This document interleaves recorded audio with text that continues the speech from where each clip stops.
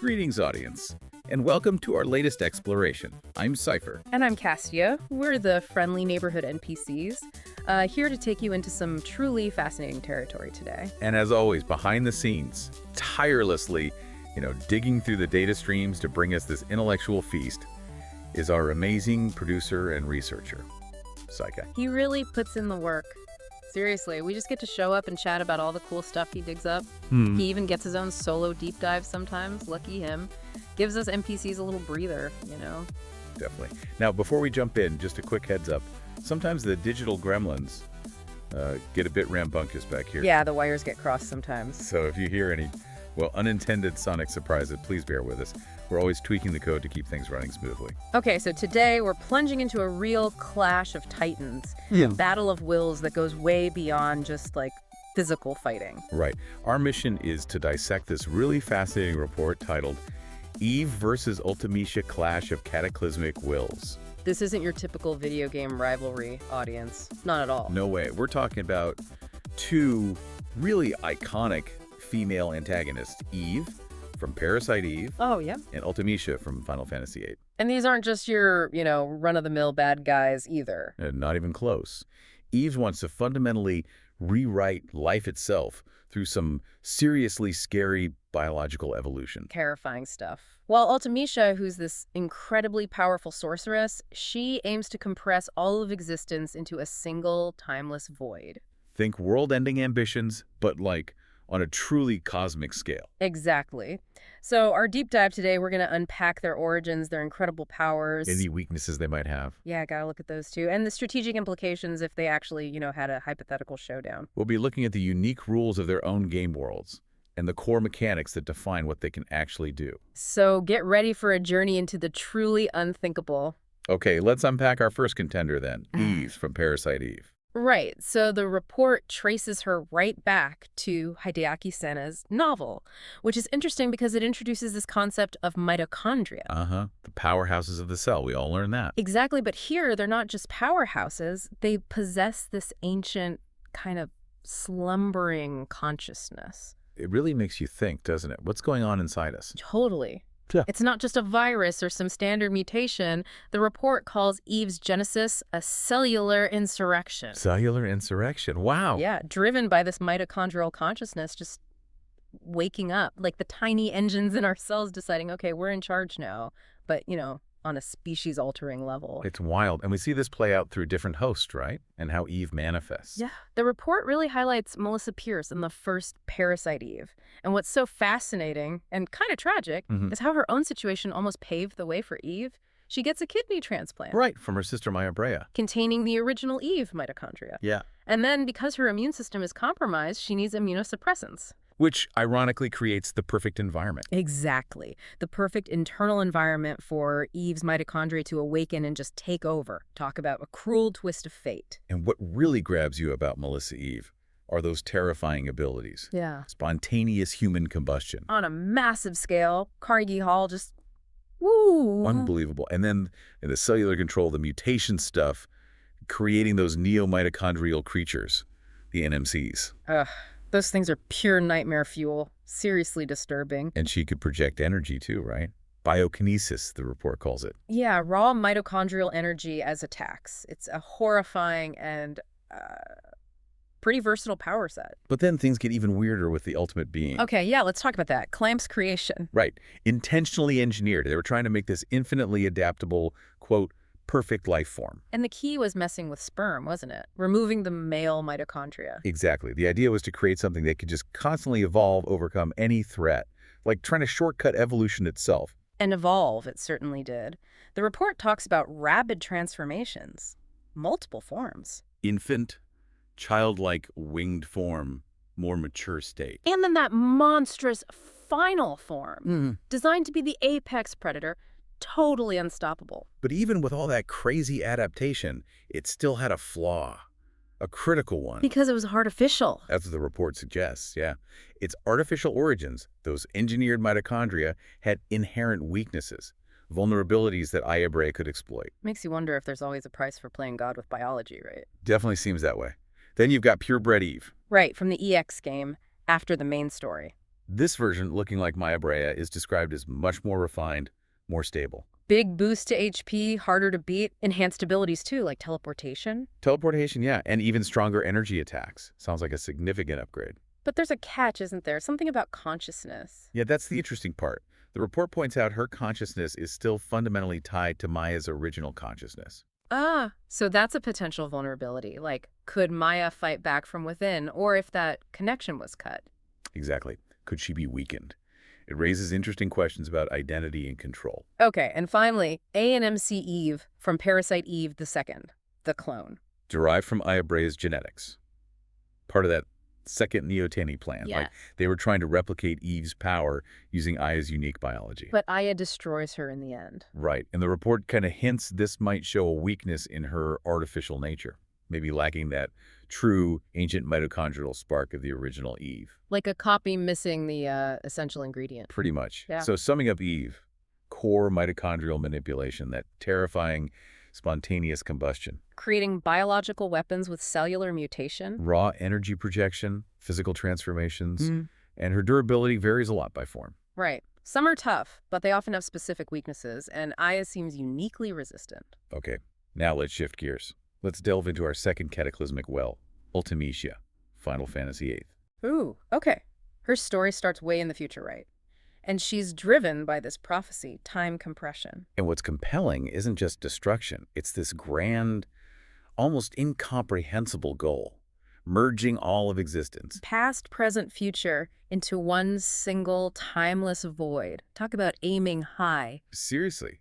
And her methods for influencing the past are really intricate. Yeah, it's not like she's just, hopping in a time machine herself. No, a key piece is the junction machine alone. Think of it like a psychic link across time. Alone has that natural ability, right, to send consciousness back. Exactly. She can project her own, or others, into minds in different times. Ultimecia uses this machine to basically hijack and amplify that ability. So she can manipulate the past from the future. Clever and dangerous. And then there's the more direct approach. Yeah. Possession. Right. Using the machine to just take over bodies in the past, like Sorceress Adia Kramer. And later Renoa Hartley. It's some serious temporal puppeteering, bending history in a very personal way. Absolutely. And as the Sorceress Supreme in her own time, her inherent powers are already immense. Oh yeah, a vast, devastating repertoire of magic. Earth-shattering spells like Quake, Meteor. Elemental stuff, status ailments too, poison, paralysis, things that can just shut you down. And we absolutely cannot forget her signature move, Hell's Judgment. Ugh, that one instantly drops your HP to 1. Just brutal. No slow burn there. Immediate, almost unavoidable threat. And she's not just offensive, right? She has anti-magic stuff too. Yeah, she can drain or even just erase magic. From opponents, from their inventories. Wow, so if you rely on magic, you're kind of screwed. Like taking away your main weapon. Exactly. But her defining characteristic, the thing that puts her on this cosmic scale, is the time and space manipulation. Precisely. Time compression is the endgame, but even in battle, she's constantly using spells that warp space and time around her. Well, like Ultima, yeah. That feels like reality bending, and she teleports. Teleportation, enhanced mobility through temporal magic, makes her incredibly hard to pin down, a constantly shifting threat. Then there's Griever, her guardian force. Right. For those who don't know FFV8, guardian forces are powerful summoned beings. And Griever is described as this subconscious creation tied to Squall Leonhardt's deepest fears and desires. It's like she's weaponizing his own psyche against him. And anyone else. Psychological warfare, almost. Totally. And Ultimecia herself doesn't just stand there. She transforms, right? Multiple times in the final battle. Yeah, each form seems more powerful, more resilient. Her initial form, then Griever appears separately. Then they junction, become one. And finally, that true, terrifying form, the upper and lower halves of Apocalypse. Each step is a major power escalation. So durability-wise, she gets tougher and tougher, especially later on resists elements too. But the report mentions she is susceptible to status effects earlier on.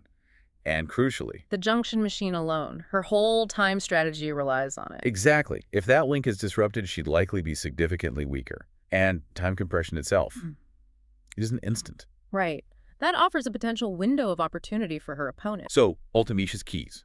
Immense magic power, Hell's Judgment, anti-magic, time-space control, Griever, multiple powerful forms. But potential weaknesses early on, and that reliance on the junction machine. Okay. Now for the really fun part, kitting them against each other. Comparative analysis time. Destructive power first. Both are easily city level, maybe more. Right? Oh, definitely. Eve's is biological annihilation, cellular level stuff. Ultimecia is high-tier magic, reality warping. That Hell's Judgment gives Ultimecia an immediate threat advantage, I think. That single-digit HP thing is scary. True. Defensively, purebred Eve has tons of HP and that healing companion. Whereas Ultimecia's defense ramps up with each form, ending with just immense health. So it's kind of sustained regeneration versus just raw, overwhelming endurance. Speed and mobility. Purebred Eve teleports, has enhanced speed. But Ultimecia flies, levitates, teleports, and has fast, long-range magic. She seems more versatile when moving around. Okay, what about the unique abilities, the hacks factors? Well, Eve's mitochondrial control, spontaneous combustion. Those are immediate biological threats that seem to bypass normal defenses. But Ultimecia's command over time itself. That feels like the ultimate hacks, doesn't it? Manipulating existence itself. Different scale entirely. Absolutely. Right. Intelligence-wise, both are clearly smart strategists. Ultimecia's plans span timelines, though. That's some serious foresight. Eve is more immediate. Biological imperative to spread and evolve. But Eve adapts incredibly fast. Yeah. That biological adaptation on the fly is remarkable in its own way. So exploitable weaknesses in a direct fight for purebred Eve, relying on that companion. Yeah, if the companion goes down or if Ultimecia's attacks are just too much to deal through. And the big question, do magical attacks even work properly against her biological powers? Like oil and water, maybe? Or fire and fire? Could be. Conversely, could Ultimecia be vulnerable to a focused biological attack on her core being? Does she even have a core being in that sense, being so magical? Good question. And again, time compression isn't instant. There's that window. Which leads us to the scenario simulation. How does this fight actually go down? Opening salvo. Both probably go big immediately, right? Assert dominance. I think so. Eve with biological assimilation, Ultimecia with devastating magic. The key unknown is still, how does mitochondrial attack affect a magical being? Does it register biologically? Great question. Mid-battle, it's probably all about escalation and adaptation. Ultimecia's cycling through forms, changing tactics, versus Eve potentially counter-evolving biologically. And how effective is purebred Eve's healing against Ultimecia's escalating onslaught? That's critical for Eve's survival. So the decisive factors really boil down to, can Eve's biohacks affect magic? Can Ultimecia's time hacks stop biology? Endurance, regeneration, managing energy reserves. And that clash of ultimate goals, time compression taking time versus Eve's immediate drive to spread. The time frame matters. So weighing the evidence, who takes it? Well, purebred Eve has terrifying biocontrol, instant attacks, high durability, the healing companion, weaknesses, maybe ineffective against pure magic, relies on the companion. Ultimecia, immense magic, apocalypse, Hell's Judgment, time-space control, multiple powerful forms. Weaknesses, potential bio-vulnerability, time compression isn't instant. The report leans towards Ultimecia. It suggests a potential edge, Reasoning that her magic mastery, high damage, and time control could overwhelm Eve before adaptations kick in fully. But it also says, if Eve's biohacks does work against magic, that changes everything. It's a huge counter-argument. Ultimately, their power sources are so fundamentally different, it makes a definitive call incredibly tough. Which is kind of the point, isn't it? This clash highlights the amazing diversity of power systems in fiction. Exactly. It's not just raw strength, but how totally different forces interact and where those unique vulnerabilities might be exploited. Well, audience, that was quite a tour through the cataclysmic potential of Eve and Ultimecia. Hopefully you're feeling a little less overwhelmed. And a lot more informed, and maybe a bit awestruck, too. Thinking about how these two vastly different powerhouses might stack up, it really makes you appreciate the creativity involved, right? Absolutely. The intricate world building, the building blocks of power in these fictional universes, it's fascinating stuff. And like always, this deep dive just scratches the surface. There are so many more details, nuances, bits of lore in their games to explore. So what does it all mean? It means the rabbit hole of video game lore is incredibly deep and endlessly interesting. We really encourage you, revisit the sources, delve deeper into Parasite Eve, into Final Fantasy VIII. Yeah, maybe form your own conclusions about who'd ultimately win this clash of cataclysmic wills. Thanks so much for joining us on this exploration, cellular insurrection versus temporal sorcery. It's been a blast. Always is, until our next deep dive into the unknown. Remember, you're awesome. Never let the world tell you otherwise. Stay safe. Stay sane.